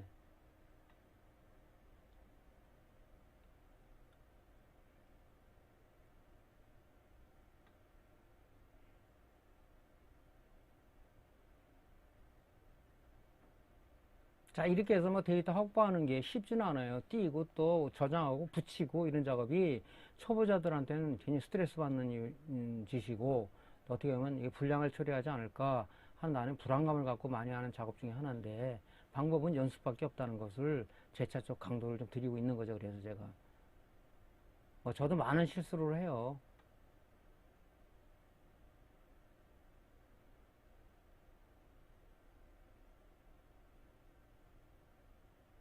자, 오케이. 정상적 됐다 나오네요. 여기. 예, 나오죠? 예. 그래서 이제 안에 들어가서 보면은 그 아까 맞는 폴더 있죠? 예, 그 폴더에 내 데이터가 낸드 플래시 메모리에 저장이 이렇게 돼 있는 겁니다. 이렇게 이 안에 저장이 돼 있죠. 나중에 똑같은 모델이 들어왔다. 불량 났을 때 이제 아쉬움 없이 쓰시면 되겠죠. 자, 이제 다 했습니다. 다 했으면은 여기서 제거를 해야 되겠죠. 이거 제거할 때도 뭐 손으로 이렇게 하시는 분보다는 이게 핀이 구부러지지 않게끔 이렇게 핀셋을 이용해서 하는 게 좋아요. 핀셋을. 자, 이제 우리가 적출을 했으니까 어떻게 해야 됩니까? 다시 원위치 시켜야 되겠죠. 솔더링을 해야 된단 말이죠. 그럼 아까 PCB 쪽에 잔납을 딱 제거해서 깔끔하게 해놨죠. 여기다 이제 붙이는 작업을 하면 됩니다. 붙이는 작업할 때도 이게 초보자한테 쉬운 게 아니에요. 리드가 굉장히 촘촘하기 때문에. 이때 우리 쓰는 게 뭐다? 항상 젤 프락스는 약방의 감초처럼 따라다니는 거죠. 여기다가 적당량을 좀 도포를 하고요.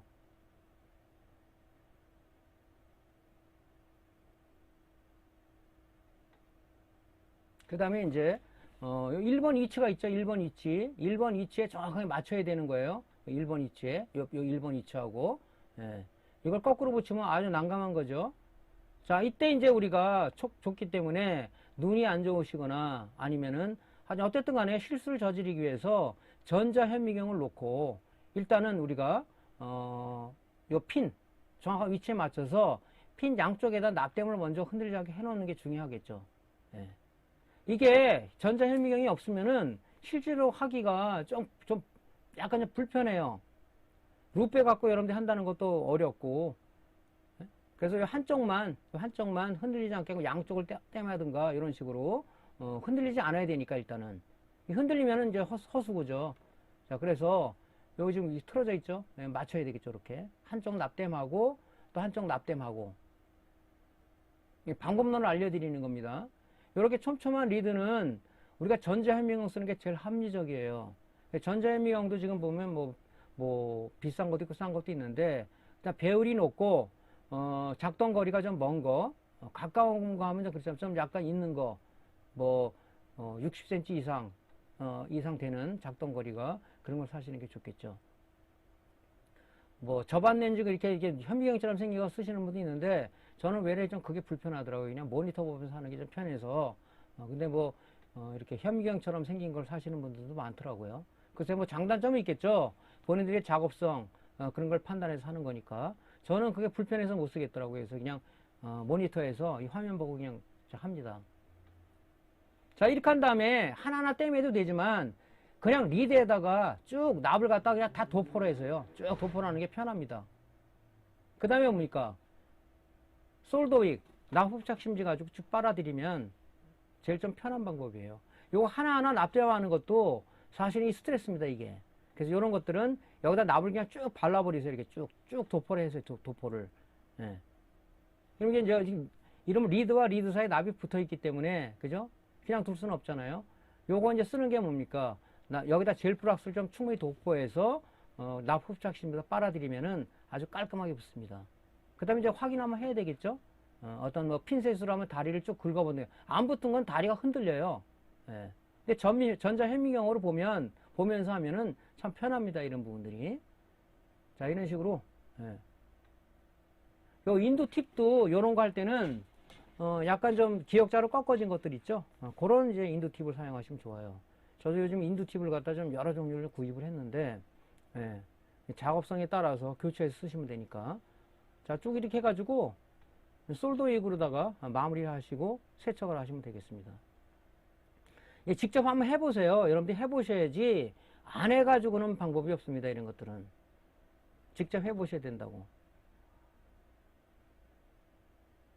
그러니까 이것도 오래 열을 가하면 아무래도 좀 이 칩에 데미지가 있으니까 이런 거 할 때는 신속하게 작업을 하시는 게 좋죠. 그리고 여기 납을 묻힐 때도 이 인두팁에 힘을 굉장히 가해서 하시는 분이 있는데 그러면 이게 이 뭡니까 이 핀들이 휘어져 버려요. 옆으로 붙어 버린다고. 그러니까 힘을 뺀 상황에서 이런 작업을 하시는 게 중요해요. 힘 조절을 하셔야 된다는 얘기지. 자, 이렇게 하게 되면 깔끔하게 여기 붙어 있던 납들이 이렇게 분리가 됩니다. 흡착 심지에. 여기도 납이 많이 붙어 있잖아요.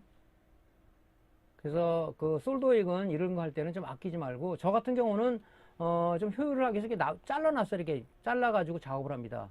어떤 사람은 통째로 들고 하는데 그냥 불편해요.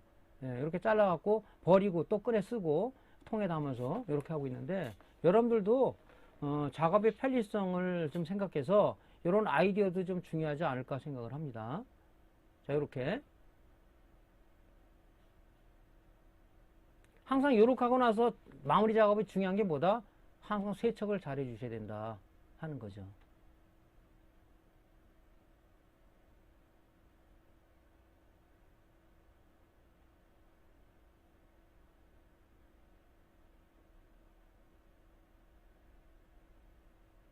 너무 여러 번 하면요, 또 납이 또 이렇게 떨어지는 경우가 있어요. 그러니까 여러분들 보면서 작업을 하셔야 돼요, 이렇게. 자, 세척이죠, 이제 마지막에.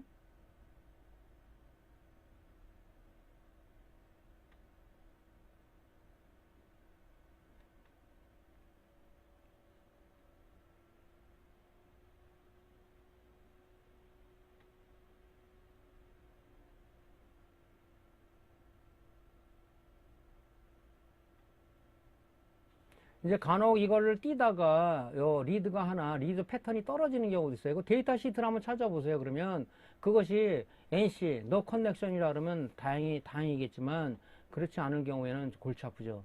그래서 이걸 할 때 여기에 패턴이 하나 끊어져 가지고 그걸 연결하기도 참 그 뭐 어떤 점파선을 이용해서 하는 것도 그렇고 그렇습니다. 그러니까 그런 것들은 끊어졌을 때는 데이터 시트 찾아봐서 그 핀맵 중에서 그것이 노 커넥션 사용하지 않는 건지를 잘 확인하시는 게 중요하다. 자, 이제 일단 그 낸드 플래시 데이터 업데이트 이게 불량이 나서 들어왔어요. 그럼 제가 다행히도 내 PC에 그 데이터를 가지고 있어요. 그럼 어떻게 되겠습니까? 똑같이 일단은 칩을 떼야 되겠죠. 칩을 낸드 플래시 메모리를 이제 PC에서 탈거해서 이제 내 PC에 저장되어 있는 그 데이터를 여기다가 쓰는 작업이에요. 그거는 뭐 모니터하고 비슷하다고 보시면 됩니다. 자, 일단 소켓 컨버터에다가 넣어야 되겠죠. 적출한 탈거한 이 소자를 여기 핀에 붙어있는 잔납 다 제거한 다음에 소켓 컨버터 여기 1번하고 여기가 1번이죠. 1번 핀하고 일치하게 해서 여기가 1번이죠. 여기 홈파진 여기 ISP-G에 그쪽 방향으로다가 일치하게끔 넣어야 된다는 얘기죠. 1번 핀 여기 1번 핀. 소켓의 1번 핀은 여기하고 여기 1번이고요.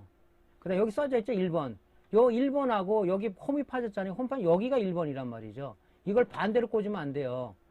아까도 얘기했지만 이런 식으로 장착을 한 다음에 이제 ISP 프로그램을 띄워야 돼. RT809H라는 프로그램을 띄워야 되겠죠. 이때 탈거할 때는 스마트 아이덴티티를 누르게 되면 이제 여기서 선택하게 돼 있는데 보통 낸드 플래시 메모리죠. 3.3V를 선택해 주시고 기본으로 이렇게 나와요. 안 나오는 거 있지만 그래서 이제 적용을 하시고 이제 안에 있는 데이터를 우리가 지우기 위해서 보통 이레이즈 작업을 하시는 분도 있어요. 근데 그냥 바로 라이트 해도 됩니다. 근데 저는 그냥 이레이즈 작업부터 안에가 깨끗하게 지워버린 작업부터 먼저 합니다. 저 같은 경우는. 안 해도 상관은 없어요. 그럼 안에 있는 이제 손상된 데이터를 이제 싹 지우는 거죠. 지운 다음에 라이트로 해야 되겠죠? 라이트를 하게 되면은 내가 PC에 저장된 위치를 물어봐요. 그러면 여기에 지금 들어가서 LG 겁니다. LG 쪽에 낸드 플래시 데이터를 받아놓은 게 있어요. 요걸 선택을 해서 하면 제가 라이트를 하기 시작합니다. 이렇게 작업을 하죠. 쭉 작업을 합니다. 이 MMC도 마찬가지예요. 똑같은 이런 루틴입니다. 똑같이 하는 거예요. 이렇게.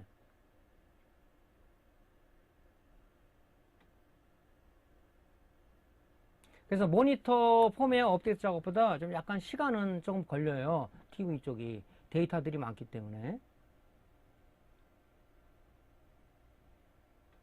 그래서 RT809F 장비로는 좀 불가능합니다. 이것이. 그래서 H라는 장비 가지고 작업을 해야 된다.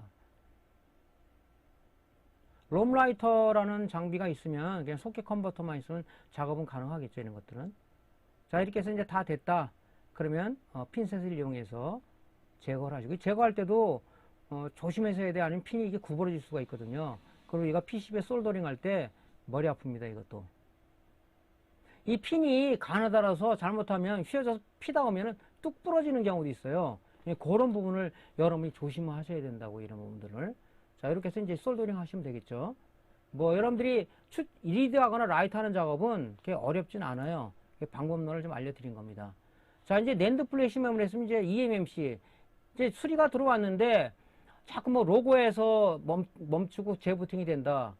삼성, 소니, 무슨 뭐 LG 로고만 나오고 바탕화면이 스마트 TV 안 나온다.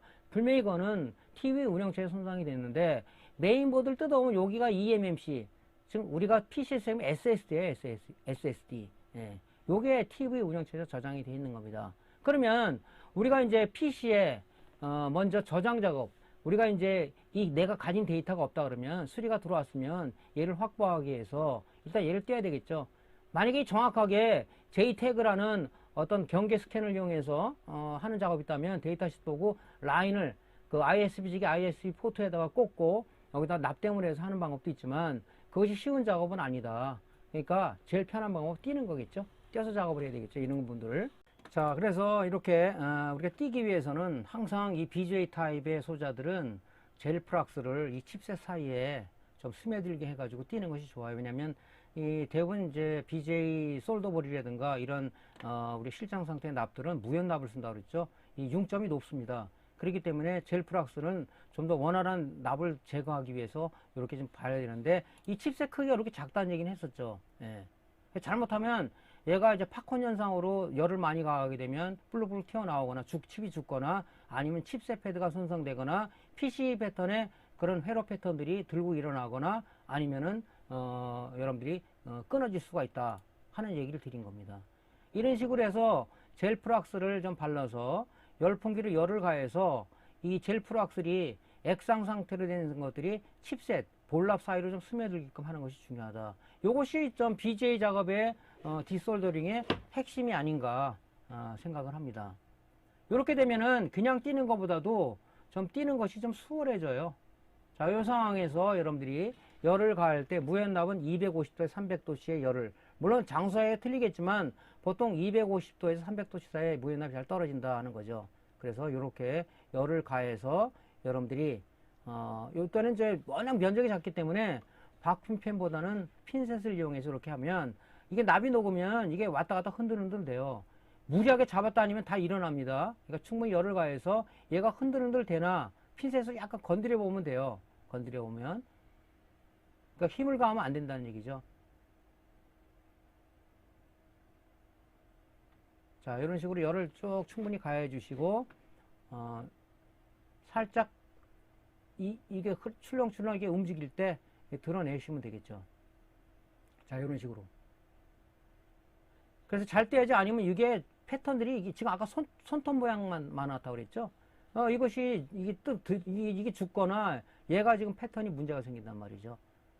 자, 그러면은 우리가 나중에 붓질과 감안해서 PCB의 잔납을 깨끗이 제거해 주는 게 중요하겠죠. 이것도.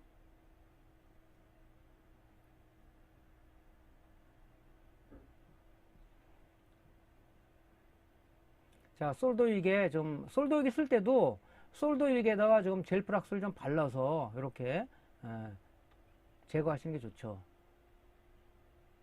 자, 이거 이렇게 제거할 때도 워낙 패턴들이 얇기 때문에 인두기에 무리한 힘을 가하면 안 됩니다. 좀 힘을 빼고 서서히 이렇게 해야지 이 손상이 안 된단 말이죠. 이 힘을 주면은 안 떨어지더라도 옆에 이 회로와 회로가 붙어버리는 경우가 발생돼요. 그러면 여러분들이 나중에 칩 붙일 때는 이 납이 엉켜 붙어버린단 말이죠. 예. 그래서 여러분 무리한 가면 여기 지금 녹색으로 솔더 마스크니까 칠해져 있는데 얘가 벗겨지면서 회로가 붙어버려요. 예. 자, 이제 깨끗이 세척을 해야 되겠죠. TC. 여러분들 여기서 이제 제가 하나 팁을 좀 드리겠는데, 지금 세척대도 요즘은 이제 친환경 세척제가 나와요. 몸에 좀 해롭지 않은 거. 그걸 구입해서 쓰시기 바랍니다. 우리 이제 세척제 많이 쓰잖아요. 수리할 때. 그러니까 아무래도 좀, 저게 중요하겠죠. 자, 이제 세척을 깔끔하게 했으면은, 이제, 우리가 이제 그 데이터 추출을 위해서, eMMC의 그 칩셋 패드에 붙어 있는, 그런 부분들을 이제, 우리가 다 제거를 해야 되겠죠. 요거 이제 붙이기 위해서 하여튼 그 PCB에 있는 이런 것들은 젤프락스는 좀 깔끔하게 정리해 주시는 게, 세척해 주시는 게 좋을 것 같습니다. 자, 이렇게 세척하고 나면은, 이렇게 현미경으로, 패드가 어디 손상된 데가 없는지를 잘 확인하시고 하셔야 될 것 같아요. 아까처럼 무리한 힘을 줬을 때, 여기 지금, 솔더 마스크가 까지면서 요 부분이 어떻게 되냐면, 이게 붙어버려요, 이렇게. 까지면서. 그래서 이런 것도 있어요. 요 수정액을 갖다가 여러분들이 여기다가 발라가지고 다시 요거를 이제 부활시키면 되는데, 사실 그런 것도 이게 간격이 너무 좁아서 어렵습니다. 자, 이제 우리가, 칩을 탈거를 했으면은, 이제 그 소켓 컨버터에 접촉 불량이 일어나지 않게끔 여기 잔납을 다 제거해야 되겠죠. 이때 우리가 좀 사용하기 좋은 게 뭐냐면은, 요렇게, 칩셋 고정하는 이런, 지그들이 있어요. 이거 말고도 이제 종류가 많은데, 저는 이제 옛날에 이런 장비를 썼다가, 이거는 이제 큰 칩은 안 되고 소형 칩을 할 수 있는 이런 거고, 또 큰 칩까지 할 수 있는 그런, 우리가 고정형 지그들이 있습니다. 그걸 고정해서 하는 게 작업이 편해요. 이거를 고정 안 하고, 그냥 책상 위에 놓고 그냥, 하시는 분도 있는데, 좀 불편합니다. 이렇게 놓게 되면 참 편해요. 예. 그래서 항상 젤프락스는 약방의 감초처럼 쓰시는 게 좋겠죠. 그래서, 우리가, 먼저 요런 이제 볼납을 떼어낼 때는, 칩셋 패드에 잔납 위에 실납을 도포를 해가지고 하시는 게 좀 편합니다. 긁어내는데 마무리는 이제, 우리가 솔더 윅으로 하시는 게 좋겠죠. 요것도 가능한 전자현미경을 워낙 칩이 손톱만 하기 때문에 굉장히 여러분들이 육안으로 하기는 그래요. 그래서 이런 거 쓰기 위해서 전자현미경이 필요하겠죠. 먼저 대충 긁어낸 다음에 마무리는 뭐로 한다? 우리가 납작심지 솔더 윅으로 깔끔하게 정리하시는 게 중요하다. 그러고 나서 반드시 세척을 해줘야 소켓 컨버터에 장착할 때 우리가 이제 접촉 불량이 일어나질 않는다. 자, 그래서 이렇게 세척을 좀 깔끔하게 해주시는 게 좋겠죠. 저는 그냥 여기에 솔더 윅은 안 썼어요. 왜냐면 잘 제거가 됐기 때문에 그냥 안 쓰고 바로 그냥 작업을 이렇게 한 겁니다.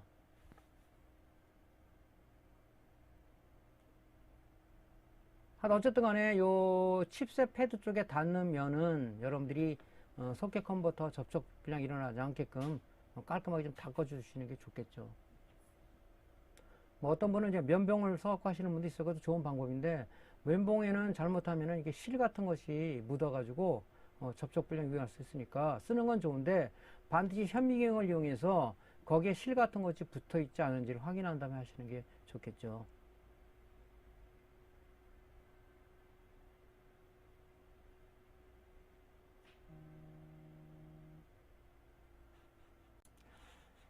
자, 이래서 이제 여러분들이 확인 다 한 다음에 이제 ISP-G하고 일단은 그 PC하고 연결해야 되겠죠. 그다음에 소켓 컨버터에 이제 장착을 해야 되는데 여기 표시가 1번입니다. 1번. 그리고 칩셋에 표기된 동그란 점 찍힌 게 있어요. 아니면 여기 밑에 오면 여기 이렇게 금색으로다가 이렇게 모서리가 적힌 부분이 있어요. 그거 1번입니다. 예. 그거를 1번하고 위치를 맞춰 주셔야 되겠죠. 요것도 틀리면은 불량이 에러가 나겠죠. 반드시 여기 점 하나 찍혀 있죠. 여기도. 예, 그거 1번이에요. 여기 1번하고 맞춰 주시고 그 다음에 뭡니까? 이 소켓 컨버터에 보면 홈이 파진 부분이 있어요. 이렇게. 여기가 1번이라는 얘기죠. 여기 1번. 여기 홈 맞춘 분하고 얘하고 일치했는데 이걸 또 반대로 꽂으시는 분도 있거나 옆으로 꽂으시는 분도 있어요. 그러면 안 되겠죠. 항상 홈 파진 부분하고 여기하고 아니면 홈이 없으면 1번 점이 찍혀 있을 거예요. 걔랑 얘랑 맞춰 주셔야 된다는 얘기죠. 예.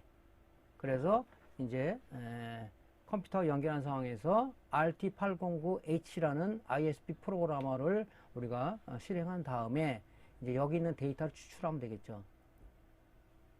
자, 스마트 아이덴티피를 누르게 되면 탈거했을 때는 누른다 그랬죠. 자, eMMC예요. eMMC는 이제 1.8V를 선택해야 되겠죠. 그래서 적용을 누르시고요. 그럼 뭐 어쩌고 저쩌고 나옵니다. 여기 뭐 신경 쓰지 말고 OK 사이 떨어지나 보시라고 했죠.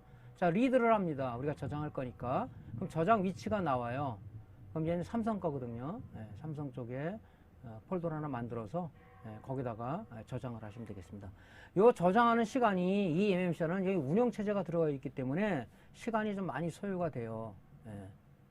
그래서 모니터 수리해 본 사람은 왜 이렇게 시간이 많이 걸리지? 클 수밖에 없죠. 데이터가 굉장히 큽니다. 이게.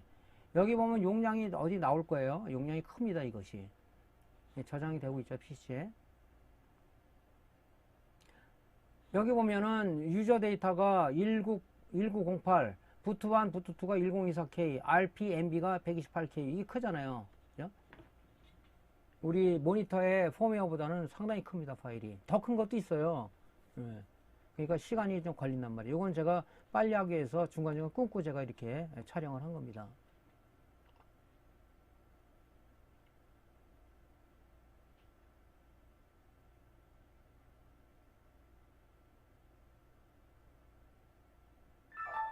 자, 저장이 됐죠? 들어가서 보면 삼성 거기 쪽에 여기에 저장이 됐어요. 이런 파일이 생깁니다. 보트1, 보트2, 뭐 EXCSD 이렇게 빈 파일 이렇게 생겨요. 나중에 우리가 세이브 할 때는 빈 파일을 쓰시면 되겠죠. 자, 그 다음에 여기 제거를 해야 되겠죠. 이제 뭡니까? 했으니까, 추출을 했으니까 다시 PCB에 우리가 솔더링 해야 되겠죠. 이게 워낙 작기 때문에 BJ는 원래 BJ 장비로 해야 되는데 보통 보면 이제 BJ 장비를 안 쓰고 열풍기로 다 작업을 합니다. 자, 여기서 중요한 게 뭐냐면 얘를 우리가 그 리볼링 하기 위해서 이런 스텐실하고 리볼링 지휘가 필요해요. 그래서 여러분들이 맞는 이 스텐실만 여러 개 구멍 뚫린 모델별 있는 게 있는데 그거보다는 요것이 초보자들한테 좋을 거예요. 이런 지그를 여러분들이 구매하시는 게 좋습니다. 그래서 요거는 이렇게 자석식으로 돼가지고 딱 끼면은 슬라이드식으로 끼면은 딱 장착이 돼요. 그 칩셋도 마찬가지로 여기 딱 이렇게 위치가 정확히 고정이 됩니다. 이것이. 그래서 여기 잔납을 제거했기 때문에 이제 우리가 PCB에 솔더링 하기 위해서는 여기다 우리가 리볼링 작업을 해야 되잖아요. 근데 이게 워낙 볼이 작기 때문에 솔더볼이 있다고 해도 하기가 어려워요. 그래서 우리가 주로 쓰는 것이 이제 크림납을 씁니다. 크림납. 자, 여기다 이제 어차피 젤프락스를 바르고 이게 크림납이죠. 자, 스크래퍼를 이용해서 적당량 떠가지고 우리가 등사할 때 옛날에 등사기 봤었죠? 등사기에 이렇게 등사기 그 롤러를 밀듯이 적당량을 이렇게 많이 힘을 가하지 말고 이렇게 밀어주시는 거죠. 이렇게. 요 홀에, 요 스테이지 홀에 들어가게끔 이렇게 밀어주는 겁니다.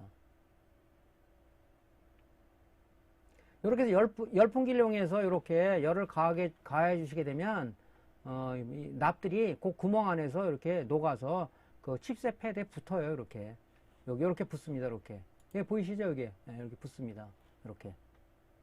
물론 여기 지금 우리가 크림 납을 스크랩으로 발랐을 때, 물론 이제 깨끗이 제거하면 되는데 제거 안 할 때는 이제 뭐 여러분들이 휴지 같은 걸로 닦아내서 이 납이 붙지 않게끔 해줘야 되는데 하여튼 잘 스크랩을 하게 되면 닦지 않더라도 이렇게 납이 요하는 홀에 구멍이 쏙 들어가요. 예, 이렇게. 정확하게 지금 녹았죠? 들어갔죠? 예. 이게 휴지로 닦게 되면은 이게 납이 깎여서 이 볼이 낮게 형성이 된단 말이죠. 뭐 그거는 여러분들이 이제 상태를 보고 하시면 되는 거니까. 근데 여기 이제 붙어서 잘 안 떨어지잖아요, 이렇게. 그러니까 이럴 때는 이제 여러분들이 여기다 세척제를 충분히 여기다 얹어가지고 좀 녹인 다음에 하면은 잘 될 겁니다, 이것이.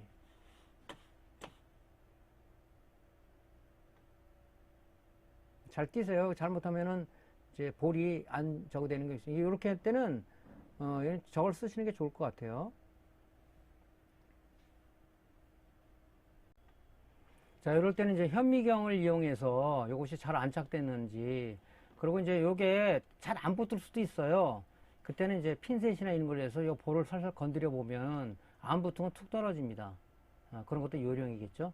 자, 마지막에 세척을 좀 해주시고, 세척을. 젤 플락스가 남아있기 때문에 항상 여러분들이 솔더링, 디솔더링 할 때는 세척제를 해서 깔끔하게 제거해줘야 된다는 것을 여러분들이 이제 뭐 다 알고 계시니까. 자, 여기다가 이제 우리가 아까 사전에 이거 다시 디솔더링 했잖아요. 젤 플락스를 적당량 도포하시고 이제 하시면 될 것 같아요.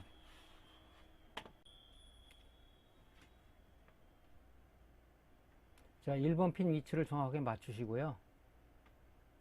또 칩셋에 1번 핀 있죠. 1번 있거나 아니면 밑에 금동음 되어 있는 삼각형 위치를 맞추시고 여기다가 위치를 갖다 정확히 잡아주시면 됩니다. 여기 사각형에 들어가면 되겠죠. 예. 근데 이게 BJ 소자들은 납이 녹으면 위치가 조금 틀리더라도 제자리를 찾아 들어가요. 제자리를 찾아 들어갑니다. 이것도 연습이 필요하겠죠. 예. 그래서 이제 이렇게 열풍기로다가 여러분들이 이렇게 적당량 열을 쪼여서 이렇게 붙이면 됩니다. 요것도 이게 붙었는지 안 붙었는지 모른다는 게 경험치인데, 하다 보면은 얼마 정도 가열하면은 붙는다. 그런 이제 것을 여러분들이 알게 되실 거예요. 다 붙었다 그러면 뭡니까? 세척을 한번 더 하시고, 이제 메인보드를 TV에 장착을 해서 여러분 테스트를 하면 되겠죠. 그리고 이제, 어떤 EMC 손상된 제품이다 그러면 뭡니까? 여러분들이 똑같이 떼어서 아까처럼 낸드 플래시처럼 우리가 이제 기존 데이터를 라이트라는 걸 누르게 되면 저장 위치를 가져온다 그랬죠. 내 PC라는 거를 가져와서 이제 그런 식으로 라이트 하면 되겠습니다.